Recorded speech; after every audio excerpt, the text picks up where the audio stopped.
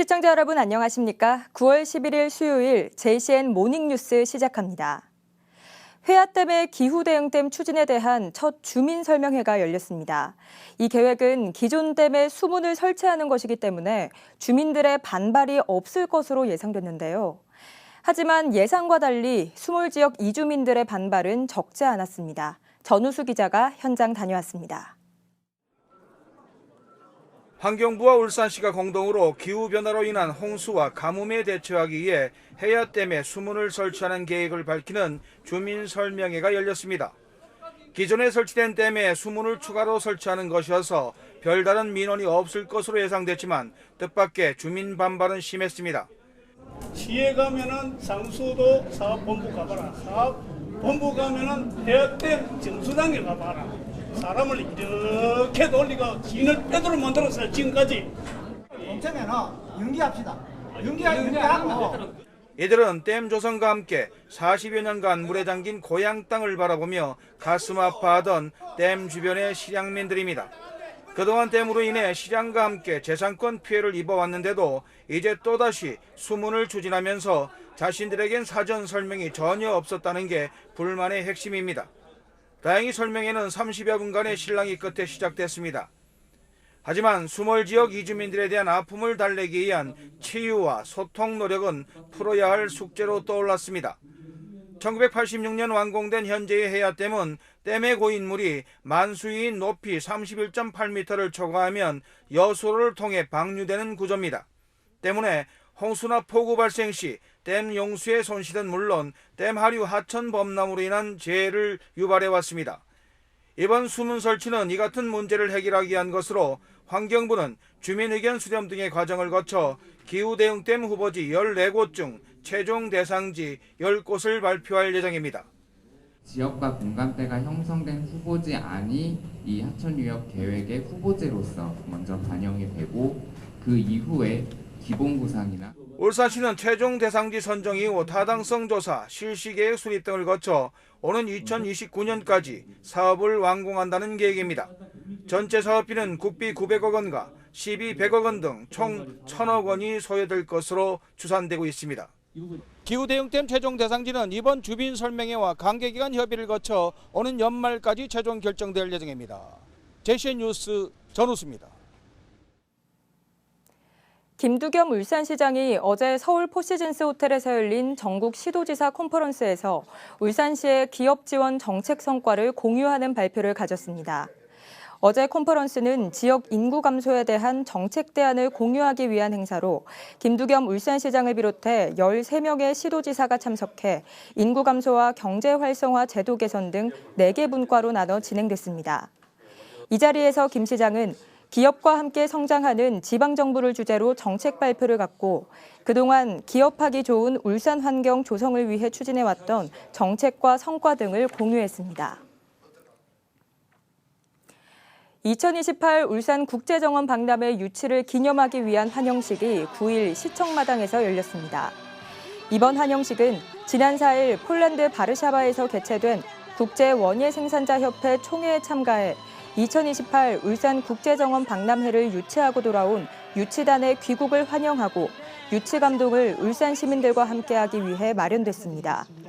환영식은 클래식 밴드인 루체 예술단의 축하 공연과 환영 꽃목걸이 전달 시 국제정원 박람회 승인 증서 제막식 등으로 이어지면서 함께한 시민들로부터 큰 호응을 얻었습니다. 자연 속에 있는 그런 정원이 있는데 울산 같은 경우에는 산업의 그 산물인 설기 매립장을 정원화하겠다. 여기에 아주 높은 점수를 받게 됐고 우리 국내 성의도 유리하게 되었습니다. 검찰이 어제 서울고법에서 열린 청와대 울산시장 선거 개입 의혹 사건의 항소심 결심 공판에서 송철호 전 울산시장에게 징역 6년을 구형했습니다.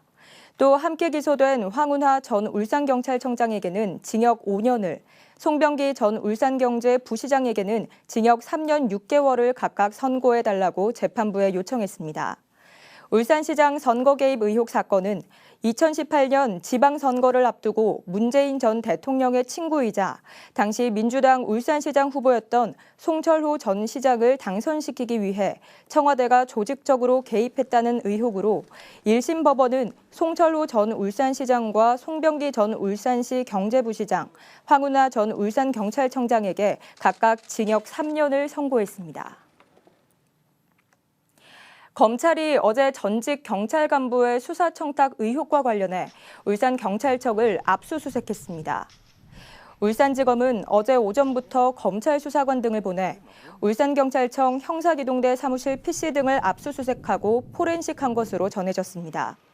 이번 압수수색은 얼마 전 변호사법 위반 혐의로 구속 기소된 울산경찰청 간부 출신 로펌 직원의 수사 청탁과 관련해 검찰이 현직 경찰관들의 연루 정황을 포착하고 강제 수사에 나선 것으로 전해졌습니다.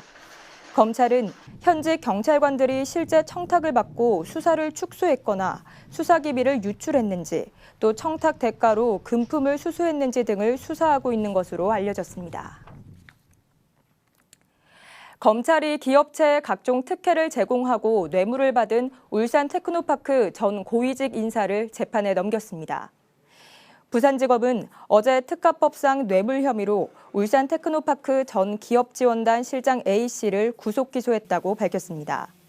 A씨는 지난 2018년 8월부터 2022년 1월까지 테크노파크 주간 지원 사업에 선정해주는 대가로 해당 중소기업의 리스 차량과 법인카드를 사용하고 회사 대표 B씨로부터 수천만 원을 송금받는 등 억대의 뇌물을 받은 혐의를 받고 있습니다. 인터넷 중고 카페에 물품을 판매할 것처럼 속이고 들어와 33명에게 총 390만 원을 가로챈 30대 남성이 경찰에 붙잡혔습니다.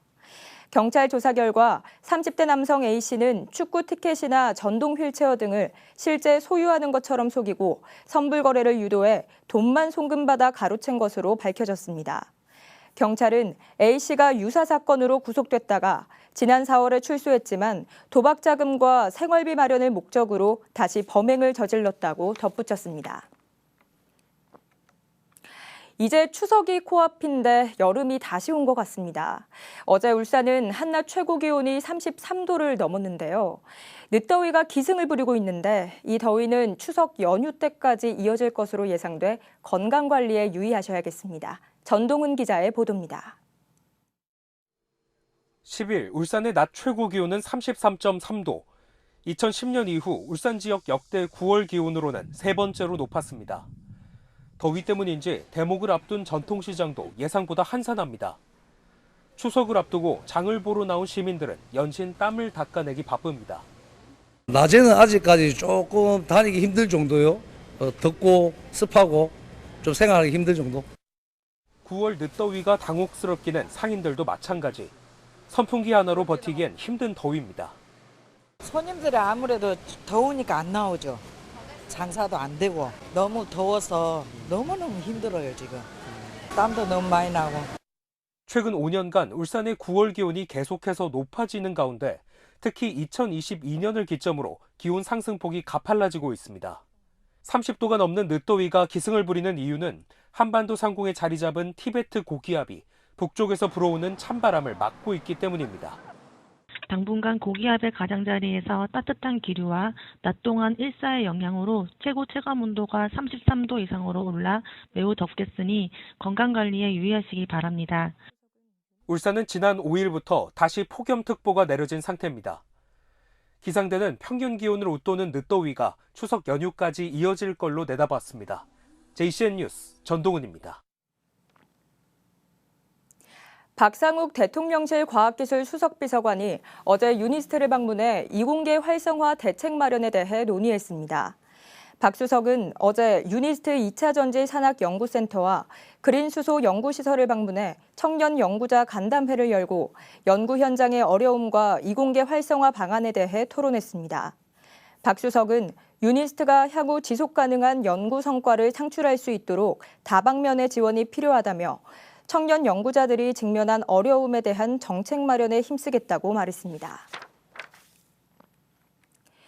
부산광역시의회 복지환경위원회가 어제 의정활동을 공유하고 상임위원회 운영 활성화를 위한 방안을 모색하기 위해 울산시의회 문화복지환경위원회를 방문했습니다.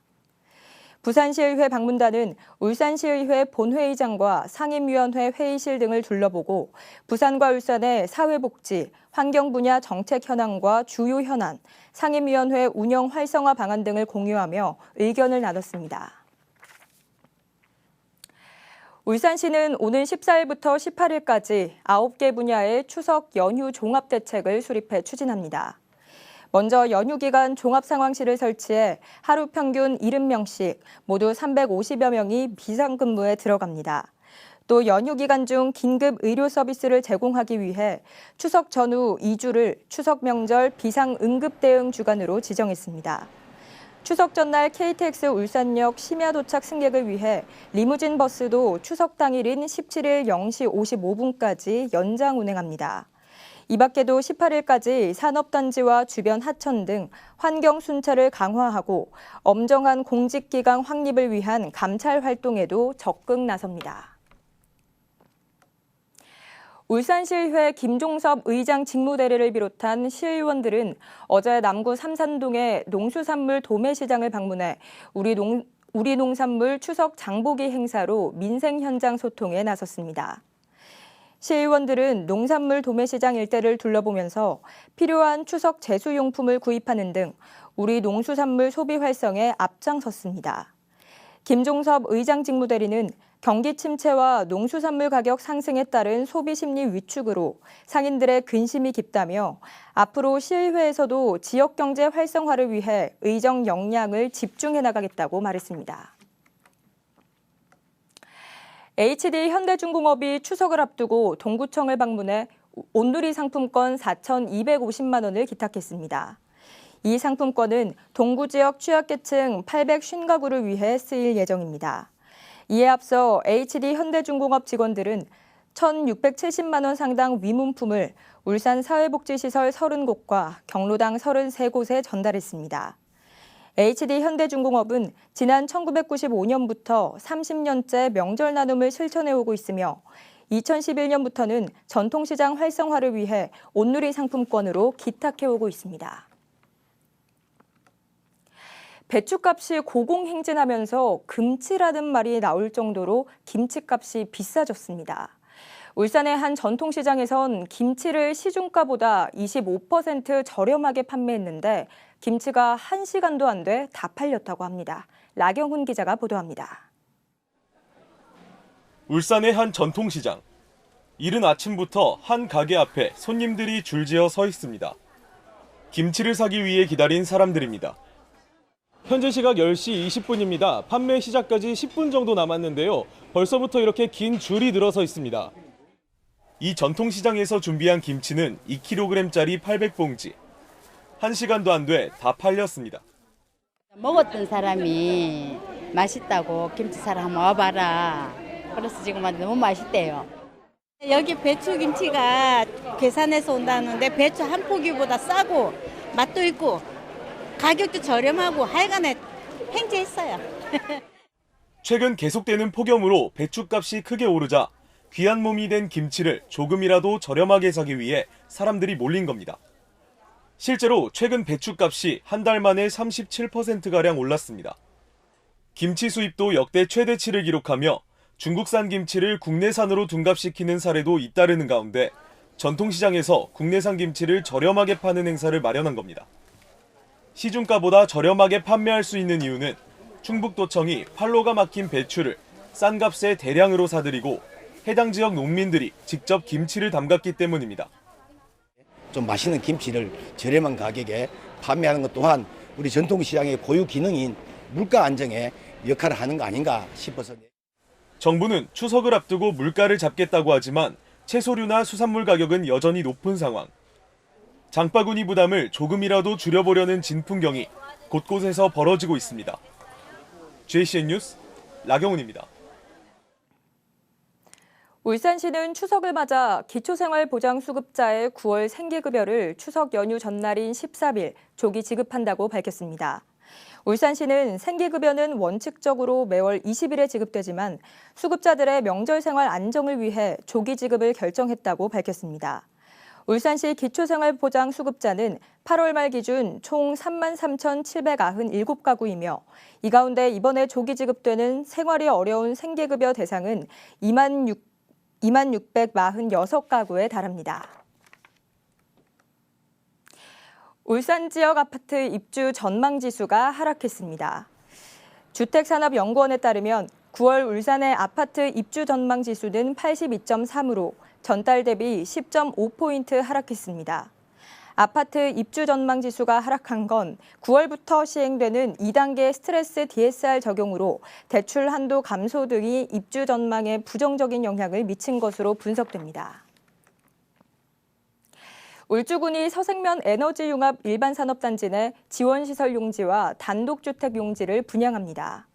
분양하는 용지는 지원시설 용지 19개의 필지와 단독주택 용지 17개의 필지로 평균 공급 예정 금액은 지원시설 용지는 제곱미터당 64만 8천 원, 단독주택 용지는 제곱미터당 64만 원 상당입니다. 분양은 오는 26일부터 다음 달 4일까지 온비드에서 입찰해 감정평가액 이상 최고가 낙찰 방식으로 낙찰자를 결정합니다. 유니스트 연구팀이 환경 문제 해결을 위한 신소재를 보다 효율적으로 발굴할 수 있는 전략을 개발했습니다. 유니스트 화학과 최원영 교수팀은 작은 금속 조각으로 설계 가능한 구조를 먼저 탐색하고 이를 연결하는 유기 연결체를 찾는 방법을 활용해 26개의 새로운 탄소 중립 소재 구조를 발견하는 데 성공했습니다. 이번 연구로 기존보다 빠르고 폭넓게 신소재를 탐색하는 게 가능해져 향후 다양한 기능성 소재 연구에 활용될 것으로 기대되고 있습니다. 제8회 울산항 항만안전 컨퍼런스가 어제 울산 전시 컨벤션 센터에서 열렸습니다. 해양수산부가 주최하는 올해 컨퍼런스는 프랑스와 공동 추진을 통해 동아시아 국가 항만의 안전 수준을 향상시키고 안전 항만으로서 울산항을 알리기 위해 마련됐습니다. 이 자리에서는 친환경 연료의 중요성과 시사점 등 항만 안전 수준 향상을 위해 다양한 정보를 공유하는 발표가 진행됐습니다. JCN 모닝뉴스를 마칩니다. 함께해 주신 여러분 고맙습니다.